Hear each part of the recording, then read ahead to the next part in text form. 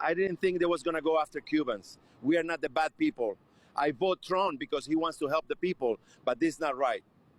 He wants to keep helping Latinos in the U.S. Let's do things the right way, and let's keep growing. Let's keep growing as a family, and let's make America great again. Necesitamos a Trump. Let's make America great again. A lot of Latinos, we stand strong next to President Trump. Let's make America great again. Let's go. I'm just happy we in good hands. I know this 4 years is going to be one hell of a run. I know he's going to do a lot of great things for the whole Spanish community. Especially, we're going to make America great again. I'm glad I gave that vote to Mr. Trump, and me and Anuel AA are here supporting. Que viva Puerto Rico, and let's make America great again. Congratulations, President Trump. We need you. We need you back, right? Do you know who they are? Do you know who the hell they are? Come up here, just fast, fellas, come on. Because I don't know if these people know who the hell you are. But it's good for the Puerto Rican vote.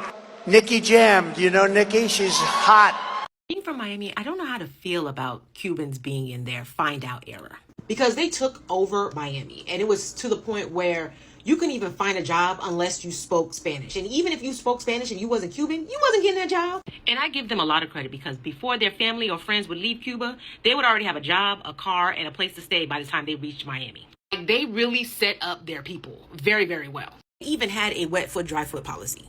Where they messed up at was thinking that they thought becoming a Republican was going to make them turn. And the whole time they're speaking Spanish. And a majority of them didn't even bother to learn English, but yet they thought they were. And my main question is, what is the difference between Fidel Castro and 45? Until then, Now, to the question that nobody's asking, where are all these celebrities that voted for the Orange Man that also convinced these Latinos to vote the way they did? Where are they? Because they should be calling them and not call other communities to help them, especially calling on Black people for help. They should be calling on the celebrities that promised them that it's going to be a good year, okay, even though they said it's going to be a hell of a run, but it's going to be a good year and how he has better plans for them. They should be calling their celebrities and not calling on other communities for help. Right? Anyway, guys, welcome back again to my channel. It's so good to have you. Thank you so much for clicking when you saw this video. So I'm going to let some of these videos I've got out for you guys roll. Then I'll come back with the commentary. Let me know what your thoughts are in the comments. Go ahead and subscribe to my channel if you have not already. Don't forget to give the video a thumbs up so that more people can see it. And credit to all creators on this video. So let's go watch. Then I'll come back with the commentary. How does the Latino vote differ so much from the Black vote? Because we got our own white people. Oh. And people don't understand that we have and the assimilation possibility for Latinx, Latina, Latin people is higher. People can come from other parts of Latin America, marry white, as like they're told to do, assimilate, and assume a white identity that Black people cannot escape from. So they will continue to vote in that way because to them, that's upward mobility. And unfortunately for us, success means being patted on the back. Not all of us, because y'all gonna go crazy on Twitter. I ain't got a Twitter, so it's okay. But they get the pat on the back from white people, and they feel like that's what being American is. Damn. And that colorism is real in our community. It is real. The United States Supreme Court has authorized the Trump administration and given them the authority to deport undocumented immigrants to South Sudan and other unstable regions, even if they're not from those countries. This is breaking news, and it's extremely important to talk about this. As much as we want to talk about the war that's currently going on in Iran and whether or not that's going to turn into an all-out conflict, we need to talk about the majority conservative justices with the liberal justices dissenting, allowing the Trump administration to deport Venezuelan, Colombian, Cuban, Nicaraguan individuals to South Sudan or other countries in turmoil if they feel like it. Justice Sonia Sotomayor, who I believe is on the right side of history here, has chided the court, and she's basically said that the conservative judges are authorizing the Trump administration and rewarding them with lawlessness, allowing them to deport people whose only violation here could be to be here undocumented without any papers, which, might I add, is a civil violation. It's not a criminal violation to be here without papers. It hasn't been prior to the Trump administration. It's never been considered a criminal issue. I need to be very clear here. The idea that the federal government can pick up a person because they're here, they've overstayed their visa, or because they crossed into the border and didn't have a proper authorization, and disappear them to South Sudan, a country that has been on the brink and on the verge of entire collapse due to its long civil war, all sorts of issues that surround Sudan, and the breakage of South Sudan in a long civil war. Deport them there. People who don't even speak English, people who have no knowledge or understanding of Africa or South Sudan or anything related to that part of the world. Send them there and leave them there for who knows how long. They might even disappear. I mean, this is a human rights violation. These are people who will be sent to South Sudan. We may never hear from these people again. We may never see them again. And they were authorized by the conservative justices of the Supreme Court to be sent to these places by the Trump administration. I cannot underscore how evil this is. Imagine you seeking a better life, come to the United States. Fine. You're here undocumented. You can issue a deportation order. You want to send them back to their country. That's fine. I understand that. But to send these people to a place like South Sudan or another lawless region that's willing to take them in, never see these people again, lose complete track or knowledge of where they are, is one of the most disgusting things I have seen in recent memory. This is terrible. And I want you to know something. If the Supreme Court has authorized and allowed the Trump administration to do this, they can authorize and allow to do it to you. You could be disappeared. You could be taken into custody, and you could lose all of your freedoms, because it is evident that the Supreme Court is now siding with everything this guy does. I don't mean to scare you, but I do think you should prepare for a moment when the government feels the authority and the encouragement and the confidence to take it to the next level and start perhaps arresting U.S. citizens on the basis of whatever they want to arrest them on. And I cannot underscore how worried you should be that our government has now been authorized the right to send people to an unknown, lawless, completely broken state like South Sudan. It's really still undergoing a civil war and is in a complete crisis mode, and kind of get rid of those people indefinitely. I want to underscore here that the government's reasoning behind this clearly is cruelty, clearly is punishing people for coming to the United States. It's a way to punish them and to scare people and put them into fear mode. If that were not the case, they would be sending them to another location.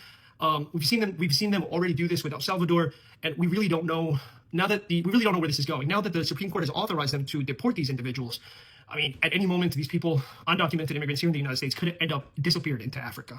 Please follow the page. This is breaking news. I want you to remember that our Supreme Court did this. I want you to remember that the liberal justices on the court dissented. And I want you to remember how history will remember those that are okay with this and those that stood up and spoke out against it. I don't care what you voted for. There's no possible way you could have voted for the type of cruelty that we are seeing. And if you did, and if you are okay with this, then you have no ethics, you have no morals, and may God forgive you. I just heard the news about the humanitarian protection being canceled. I hate that for the Nicaraguans, Venezuelans, and the Haitians. I love y'all. I'm from Fort Pierce. I love y'all to pieces, and I rock with y'all. Baby, whatever you need me to do, you let me know what I can do to help. But them Cubans from Miami, y'all can get the fuck out of here. You ain't never heard me talk about going to Miami to visit. All my family from that area is gone from Miami. The only time I go down there is to shop and to eat.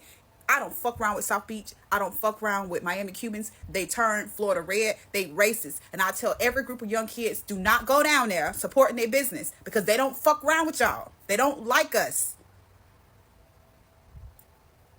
To my Latins for Trump. Look what it couldn't have happened to a better group of people. Fuck y'all, get the fuck on. I'm sorry, not sorry. I always say, instead of calling other communities for help, the best would have just been to call their celebrities, call their people, call everybody that they need to call to order, right? Call them to come together and speak to.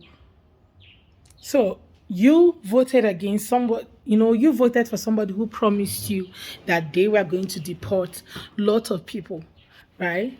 I don't think these people knew that they are going to be part of the people that will be deported, because they feel they are. And now that the whole deportation thing is happening, you have a lot of them who are coming on the internet and claiming rights, being so excited that their own people are being deported. I saw a video of a young lady who was talking about how she's not excited with the whole deportation, but that doesn't mean that people should not do the right thing by coming in legal way, right? Instead of you coming in without documentation, that you should try coming in the legal way. And some of these people who are saying these things actually cross the border. That's just the irony of the whole matter.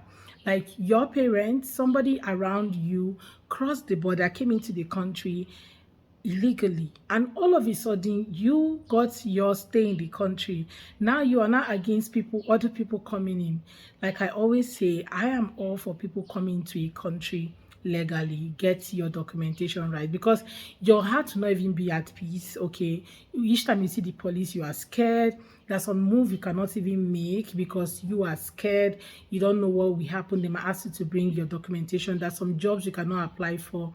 This, you just keep doing like jobs that are for undocumented people, when you could do better if you have documentation. You earn more if you have documentation also. So there are just some things you cannot do as somebody who is undocumented. So I am all for people getting their documents right, okay, getting all the documentation that they need to have before coming into a country. Very, very important. And it's somehow also knowing that people have stayed for 20 years and not get documentation. Like, what were you waiting for all these years? You earn. Maybe you should have found a way. Why wait for the last minute when everything is getting, so bad right now before doing it? I know that some people also came out to say that, oh, that they have been trying for years. I think there's a lady who shared the story about how her husband have tried for years to really get his documentation, yet he was not able to. It's either the court will rule, say we meet this year, next tomorrow, next day. Like, he just keep missing so many things. I think at the end of the day was COVID certification that was holding him or something. I've forgotten how the whole story went, but a lot of people have also claimed that it was not their fault. They've been trying for years, right? Which is also possible, right? So I think when we're looking at this from different point of view, we should look at it from different point of view, and not just one point of view, which is what a lot of Latinos who have their documentation are looking at it. Oh, we came here the legal way. Oh, we came here through the borders, but now we have our documentation. Why didn't you do same? Why don't you think about what if that is involved? Like, what if something happened? What if, they tried to, but it didn't work out? So all of these things are just something to really sit down and ponder over. But yeah, people are getting deported. Latinos are getting deported, and it's affecting a lot of them. But you guys listen to people who has nothing to lose, which are your celebrities, because they had nothing to lose. And now that you guys are now facing the deportation, they're nowhere to be found. They're not even talking about it. They're not coming to, to speak up or even go on the internet to talk like you guys are. So one of the things you need to do is to call out your celebrities, call them, to speak out for you and all that, instead of calling other communities to come rally around you or go out there to protest. Like, how many of your celebrities was actually on the street protesting all through this protest? None of them, okay? Even if there is, it could be a few of them that really came out to protest. But at the end of the day, they're still not doing anything. They are the ones that campaigned. They are the ones that came out to really tell you guys, oh, he had better plans for us, or we should do this, we should do that. And now that he's here, they're not still doing anything. Now that they're seeing that the thing that they said is in the opposite, they're still not talking about it, right? Well, I'd love to hear your thoughts about today's video, right? Let's have that conversation. Please go ahead and subscribe to my channel if you have not already. And don't forget to give the video a thumbs up so that more people can see it. Credit to all creators on this video. Thank you so much, guys, for watching. I look forward to seeing you all on my next video. Thank you so much, guys, for watching. Bye, guys.